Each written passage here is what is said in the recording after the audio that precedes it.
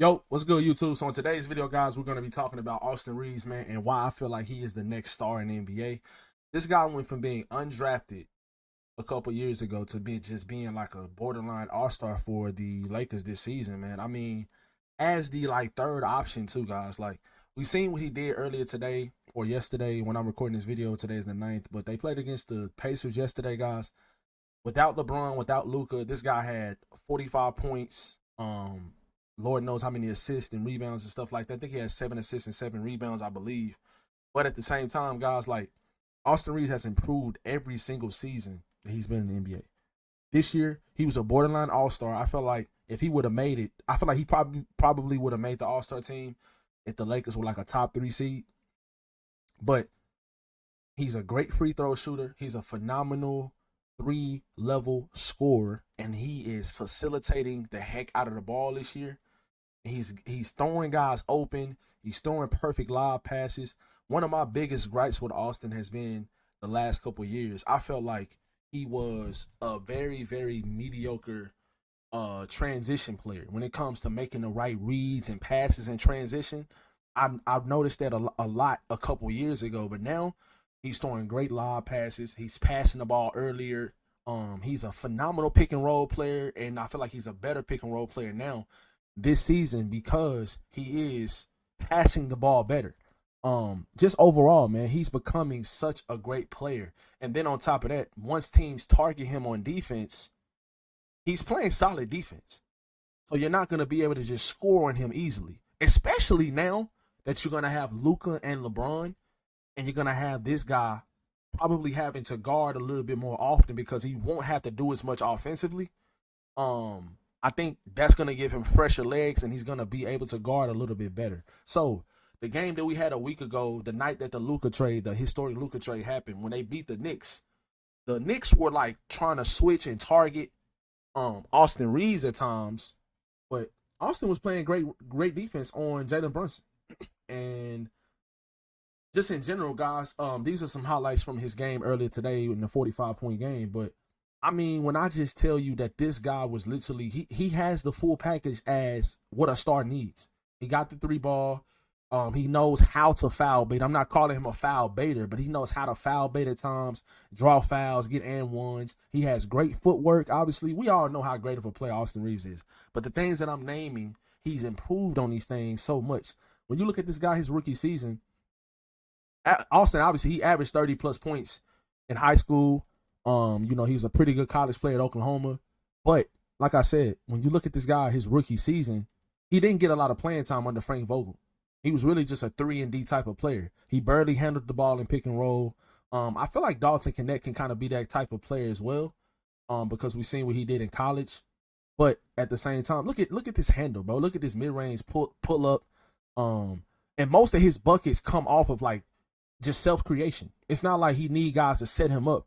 Like all of these shots are off the dribble, down the lane, finishing floaters, finishing through contact, getting stronger.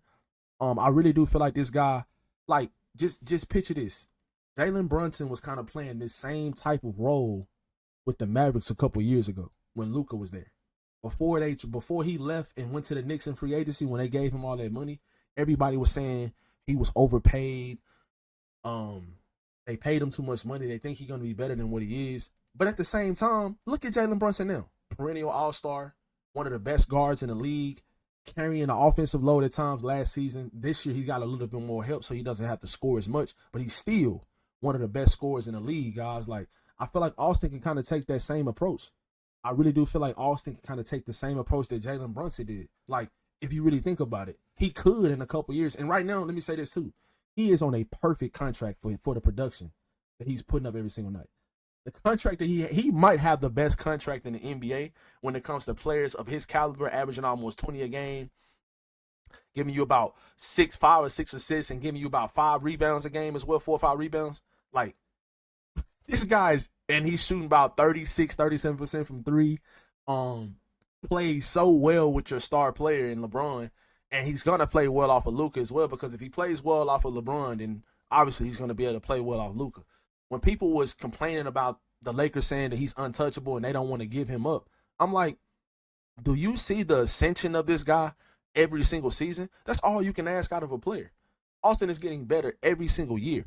Why would the Lakers give him up? Unless you're gonna get back like freaking a Luka, but they didn't even have to give him up then. Like, I still hate that they had to give up Max Christie, but at this, I feel like Max Christie would have been the perfect starter next to Luka. But a lot of people are saying that they feel like Austin should come off the bench once Luka get healthy on Monday, and I'm like, as good as Austin is playing, bro, you at least have to give him the opportunity to see how the starting lineup is with him, LeBron, and Luka in the starting lineup. And now that the Mark Williams trade didn't go through, guys, which is pretty much a bummer, man. I just feel like it's kind of self-explanatory what happened with Mark Williams. He's still injured, and I think the Charlotte Hornets knew that, and they tried to sell us damaged goods. And thankfully, the Lakers paid attention, and in his physical, he just didn't pass it. And I seen a bunch of games early this year when he missed games, and he had like, it was injury management, and it was saying that he had like sore tendons and sprained tendons in his foot. And when you're 7'1" or 7'2", however tall Mark Williams is, and you having all these problems with your feet, you're not gonna last very long, guys. And they were saying that he wasn't. They were saying he didn't have problems with his back. I thought it was gonna mainly be his back, but they said he wasn't having problems with his back. They said it was, other things. So the Mark Williams thing is kind of a bummer, man. But I'm gonna say this as well, guys. Mark Williams wasn't gonna be the difference in this team winning a championship and not winning the championship either. This team can compete in the playoffs. I still feel like they are in contention. I feel like they had obviously you have a better chance with a better center like Mark Williams. I feel like Mark Williams is a much better player than Jackson Hayes. But at the same time, you can go deep in the playoffs this year and see what you can do. But you're gonna make the postseason. The Lakers are the 4 seed now. Right now they're the 4 seed. So you're gonna make the postseason. You just keep playing well. Hopefully everybody stays healthy for the most part. You get into the postseason, you got probably the best trio of shot creators and shot makers in the league in Austin, LeBron, and Luka. I don't think there's a trio better. Maybe in Boston with Jason Tatum, Jaylen Brown, and Derek White. Maybe those three come close. But y'all let me know in the comment section if y'all feel like anybody else is closer than that.